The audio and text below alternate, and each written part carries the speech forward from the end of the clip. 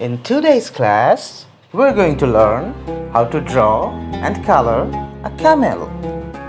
A camel is a Middle Eastern Egyptian species found in mostly deserts. They have more than 50 species in the entire world and they have two humps on their back.